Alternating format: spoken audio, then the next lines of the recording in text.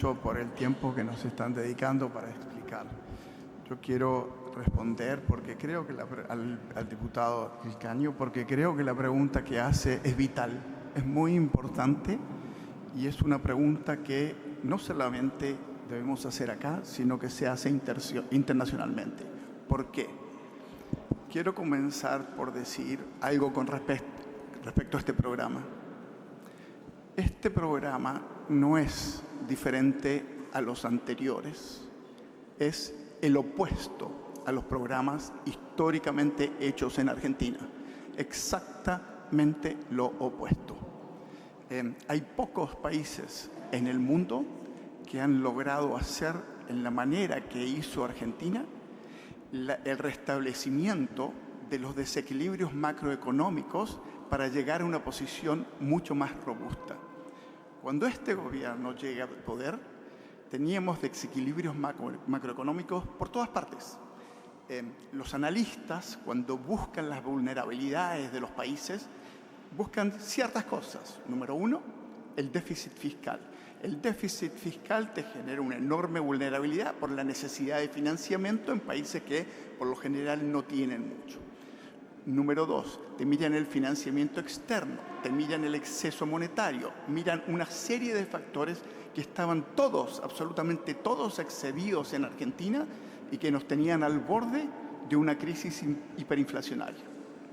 Esto se manifestaba en muchos valores, precios, en muchos información de los activos financieros, que es lo que veía el mundo, y venía básicamente una crisis. Este programa, a diferencia de los programas anteriores, y como dijo Pablo correctamente, hace algo que es muy poco común en el Fondo Monetario y en el mundo. Eliminar los desequilibrios que nos pueden llevar hacia una crisis financiera, crisis hiperinflacionaria, etc. La gran mayoría de esos equilibrios están totalmente eliminados. Argentina no tiene desequilibrios macroeconómicos. Sí tenemos una debilidad, y esa debilidad es el patrimonio del Banco Central, que está reflejado, por una parte causada, como explicó Pablo, por las letras, y por otra parte se manifiesta en que tenemos reservas negativas. Prácticamente no hay en el mundo países que tengan reservas negativas. Entonces, en Argentina hoy tenemos una situación que es muy poco común. Es equilibrios macroeconómicos a través de toda la economía, pero tenemos esta vulnerabilidad que es la fragilidad del Banco Central. Y esa fragilidad es la última que tenemos que resolver y va a resolver este programa. Este programa nos permitirá bajar los costos de financiamiento para toda la Argentina, para todas las personas, reducir las chances de caer en una crisis hiperinflacionaria. Entonces, desde el punto de vista de por qué, es porque este programa es absolutamente lo opuesto que se ha hecho en la historia, no solamente en Argentina, sino que en muchos países. Eso es lo que quería dejar sentado.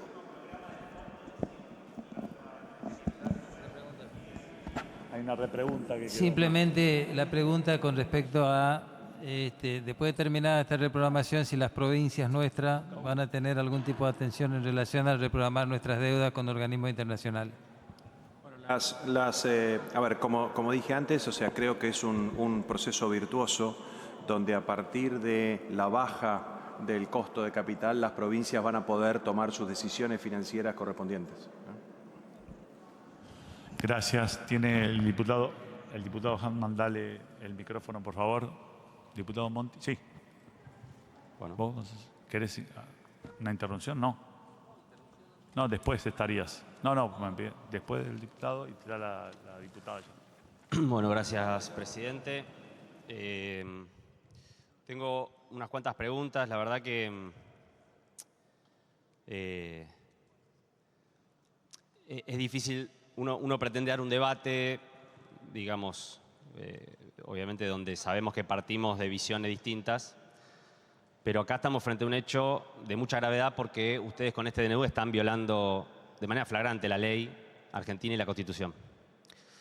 La Constitución en su artículo 75, la ley 27.612 incluso algunas de las reglas del propio Fondo Monetario Internacional. Entonces, antes de hacer algunas preguntas específicas, económicas, a mí me interesa primero hacer hincapié en esto.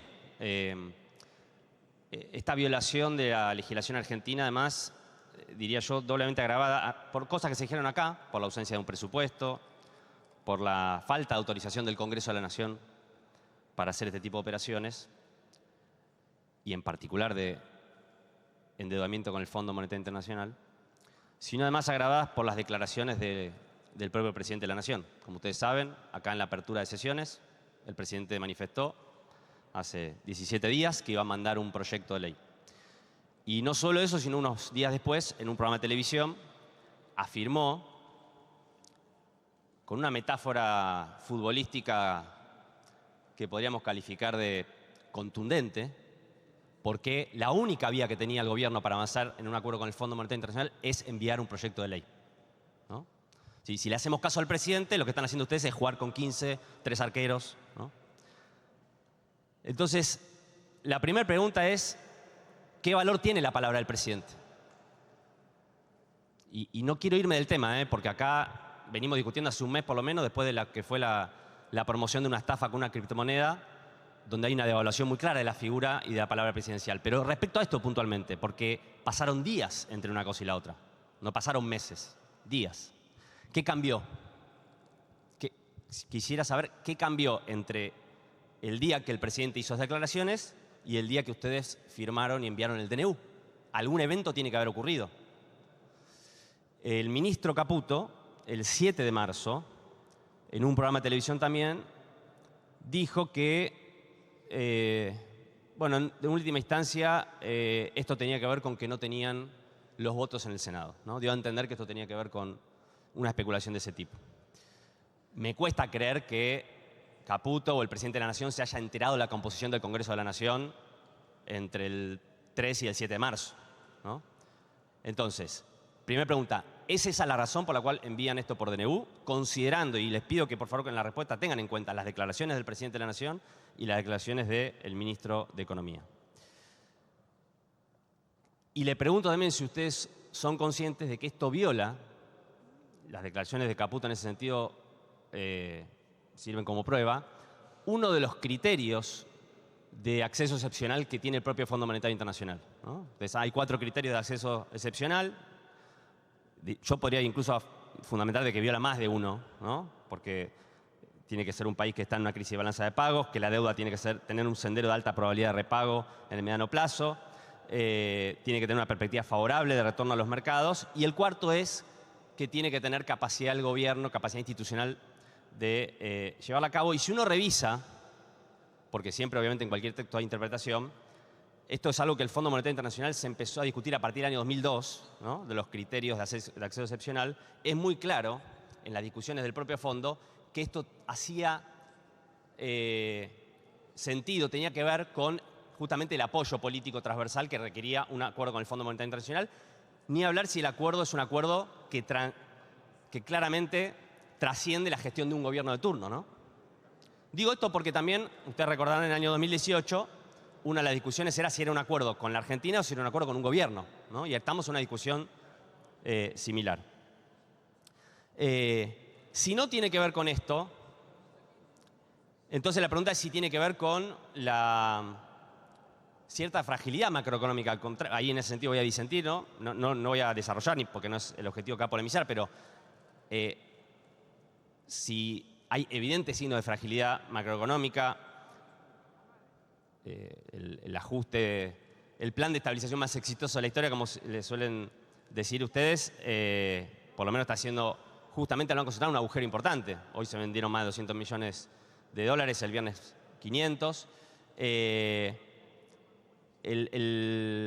secretario Kirchner dijo que el principal fundamento de esto tenía que ver con el balance del Banco Central, que habían hecho por el lado de los activos, que habían saneado los pasivos y que faltaba por el lado de los activos.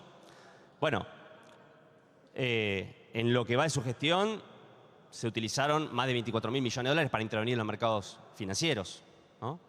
Es cierto que usted se le da una situación del Banco Central, reconozco eso, de reservas negativas muy complicadas, pero también es cierto que ustedes las llevaron a un nivel cercano a cero a mitad del año pasado y que luego volvieron a deteriorarse.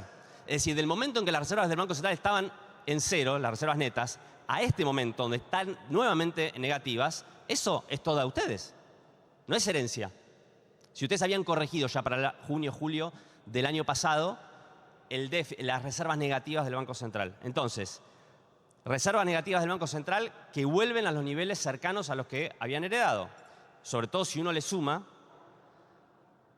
que las reservas negativas todavía no llegan a ese nivel, entre otras cosas, por las compras del Banco Central de dólares que tienen como origen el blanqueo, ¿no? Que tiene como destino crédito en dólares, que viene creciendo fuertemente en la Argentina y que terminan acumulando en reservas del Banco Central, ¿no? Entonces, reservas negativas del Banco Central, negativas desde que ustedes la habían saneado y volvieron a ser negativas de mediados del año pasado para acá. Se viene incrementando el ritmo de compras de divisas en el mercado, en el mercado libre de cambios. El saldo de servicios, obviamente ustedes saben que es absolutamente negativo, saben que se revirtió la cuenta corriente cambiaria de mitad del año pasado para acá. Entonces, la pregunta es, ¿no será por todos estos elementos que ustedes están rápidamente, casi desesperadamente, violando la ley argentina, violando la Constitución, yendo a pedirle no sabemos cuánto dinero al Fondo Monetario Internacional? Parece bastante más creíble esta posición que lo que venía a expresar usted, pero les quiero preguntar con todos estos elementos. ¿Quién nos dijo recién? No importa si es 1, 10, 100. Las similitudes, porque acá no estamos discutiendo solamente con el gobierno de Milei, que es un gobierno nuevo. Ustedes son conscientes de que el equipo económico es prácticamente el mismo equipo económico que solicitó y llevó adelante el acuerdo con el Fondo Monetario Internacional en el año 2018, ¿no? El argumento de que la deuda no sube, más allá de la cuestión contable, es exactamente el mismo argumento que en ese año, ¿no? Digo, recuerdo por las dudas, supongo que todos los que están acá lo saben, Caputo, ministro de Finanzas, Kirchner, secretario de Finanzas, Bausili, el actual presidente del Banco Central, creo que era el jefe de gabinete de Caputo en el Ministerio de Finanzas, o al revés, usted es el jefe de gabinete y usted es el secretario de Finanzas, no importa. Digo, es el mismo equipo económico. Y en el 2018, no hace falta que yo se lo cuente a ustedes, porque ustedes vinieron acá a decir la deuda no sube, la posición de la Argentina es sólida. Si revisamos los archivos, el otro día veía una entrevista de Caputo de este año donde decía, este acuerdo va a ser diferente a todos los anteriores, un poco en el sentido que decía el secretario. Y uno revisa entrevistas del 2018 y ¿qué decía Caputo? Este acuerdo va a ser diferente a todos los anteriores. No tiene nada que ver con lo que se hizo antes, porque ahora la Argentina sí está en una posición sólida, no como... Lo mismo. O sea, en el 2018 fue un acuerdo distinto a todos los anteriores, la Argentina estaba en una posición sólida, y ahora, nuevamente, después que fracasó eso, nos vienen a decir que la Argentina está en una posición sólida y este es un acuerdo distinto a todos los anteriores. Si no fuera el mismo equipo económico, tendrían por lo menos el beneficio de la duda. Pero dado que es el mismo equipo, el mismo plantel, es imposible no decirlo, ¿no? Decir, che, acá otra vez están diciendo exactamente lo mismo. También quiero preguntar, porque el argumento de la tasa de interés también fue utilizado en el 2018. El argumento en el 2018 era, estamos endeudándonos con el Fondo Monetario Internacional a tasas más bajas que la del mercado, por eso es conveniente dejar de pedirle a los mercados voluntarios e ir al FMI, porque la tasa es más baja. Es decir, el argumento de que conviene endeudarse con el fondo a una tasa de interés más baja es exactamente el mismo. Y yo me imagino que, o sea, la pregunta es, ¿ustedes realmente creen que es lo mismo deberle al Fondo Monetario Internacional que deberle al Banco Central? El argumento, ustedes saben que la Argentina no tiene una deuda pública. Tiene deudas en distintas monedas, tiene deudas con distintos tipos de acreedores. Entonces, cuando uno discute el consolidado de la deuda pública, de la deuda bruta, en realidad hay sumadas cosas muy distintas, ¿no? Y son muchas las razones por las cuales puede variar. La apreciación del tipo de cambio te aumenta la deuda en pesos media en dólares y así. Entonces, la pregunta es, la deuda externa, no la deuda, así que casi termina siendo una entelequia, la deuda, porque mezclamos cosas muy distintas. La deuda externa, ¿sube o no sube? La deuda externa de la Argentina. Nuestra historia trágica con la deuda no es con la deuda en general, es con la deuda externa. Y más allá de la discusión donde no nos vamos a poner de acuerdo, hay mucho ruido, presidente, más allá de la discusión... ¿El micrófono qué pasa? más allá de la discusión, Hola, hola. ¿Podemos hacer silencio, por favor? Gracias. donde seguramente no nos vamos a poner de acuerdo, ustedes van a decir que el origen de todas las crisis de deudas es fiscal y otro, bueno, pero más allá de esa discusión, el problema es la deuda externa. Entonces, la deuda externa, ¿aumenta o no aumenta en la Argentina? ¿Los servicios de la deuda aumentan o no aumentan con este acuerdo? Yo decía lo de los criterios del Fondo Monetario Internacional de acceso excepcional, que a mi juicio ustedes están vulnerando al no hacer esto por ley, y que es plausible después de cuestionar la deuda, como fue en el 2018 cuando también se cuestionó aquel endeudamiento. Pero además, ex post, en el informe ex post del acuerdo del 2018, el Fondo Monetario Internacional, en su autocrítica, como siempre que hacen autocríticas, es muy claro, ¿no? Usan este concepto de ownership, ¿no? Que es que claramente una de las razones por las cuales fracasa esto, y dice, y tendrá que ser un tema futuro, el Fondo Monetario dice en sus informes ex post que en el futuro los acuerdos con la Argentina sí o sí tendrán que tener un apoyo transversal. Y ustedes nos están contando que por un DNU, violando la ley argentina, sin que el Senado probablemente si esto avanza, nunca lo va a tratar. Porque si ustedes logran que diputados no lo rechace, como es un DNU y no es una ley, y un DNU es más fácil, que no se rechace un DNU es más fácil que aprobar una ley, que me imagino que es el camino por la razón por la cual están haciendo esto. Entonces, ustedes están, además de violando ese cuarto criterio, yendo en contra de lo que el propio Fondo Monetario Nacional planteó hacia adelante cuando hizo su balance de los acuerdos con la Argentina. Entonces, yo quiero preguntar si ustedes son conscientes que avanzar por esta vía, que es una vía absolutamente ilegal, ilegítima, que viola la Constitución, viola la ley argentina y viola la regla del Fondo Monetario, decía, como se violaron en el 2018 respecto al tema de usar los dólares para el financiamiento de la fuga de capitales, habilita que este acuerdo que ustedes van a celebrar a espaldas del Congreso y de los argentinos puede ser cuestionado en su legitimidad. Y sin duda va a ser cuestionado en su legalidad y en su legitimidad. Tengo muchas más preguntas, pero creo que hablé bastante y tengo otros compañeros que quieren hablar, así que corto acá. Gracias. Gracias. ¿Le puede, por favor, a la diputada Mónica ya? La diputada, ahí está. Gracias.